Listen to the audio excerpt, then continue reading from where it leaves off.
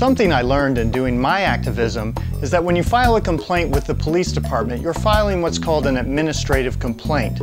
Now, administrative complaints are appropriate if the officer's uniform was dirty, or maybe they acted inappropriately or said inappropriate words, something like that.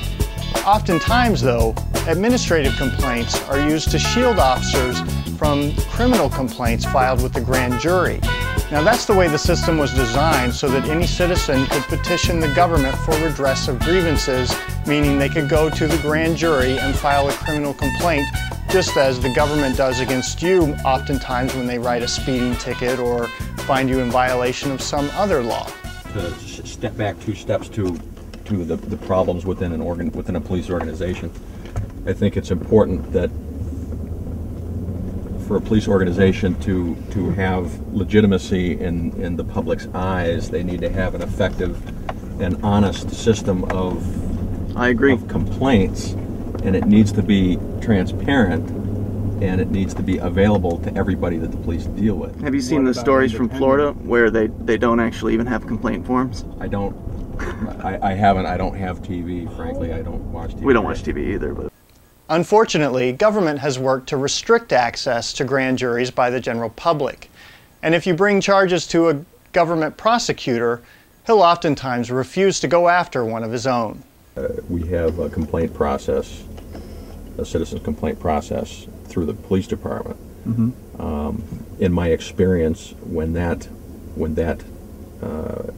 citizens are unhappy with that, they very often are able to march straight into the mayor's office.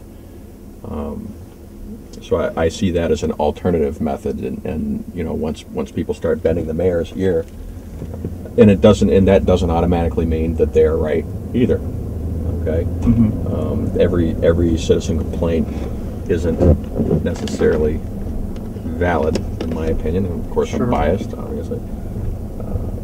But some people are just unhappy that they didn't get their way about something, or you know, they may think that the officer was rude.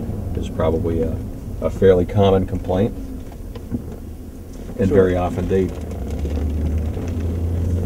fail to take into account their own actions and their own demeanor.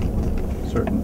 I'm operating from within a society that I'm not necessarily 100% satisfied with. Okay. But I'm able to provide for myself and my family. Mm-hmm. Able to coexist with my neighbors, and isn't that what we all want? Well, I'm sure that's what we all want, but you know, our definitions of coexisting with our neighbors is probably a little different. Maybe there are some of the larger agencies where abuse is able to fester easier. I guess much of it would depend on what the citizens tolerate, and you know, it's been proven just by looking at history that you know, when the citizenry has had enough of shenanigans, then they do something about it. I think that what we've seen is that people aren't really doing much. Like, a lot of people have had enough, but they don't know what to do.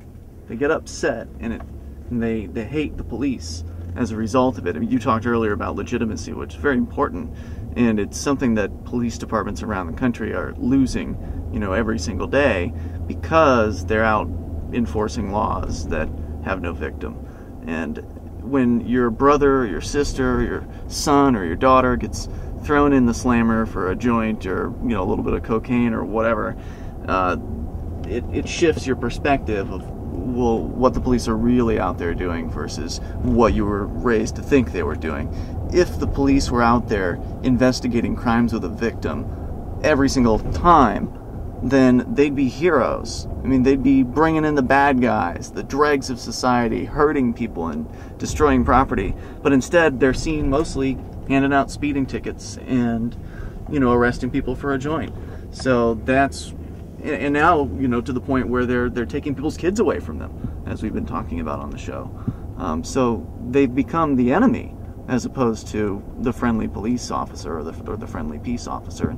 And I find that sad, personally. I wish it were different, and I'm glad it hasn't gone so badly up here in New Hampshire as it has in other places. It's to the point where it's easier to rescue because it hasn't gone off the deep end.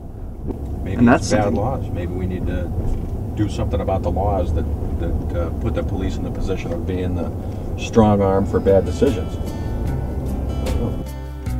Thanks to the current system, I think it's far too often that good men find themselves in a quandary over enforcing bad laws. When we come back, we'll take a look at evolving the marketplace in the context of today's government monopoly.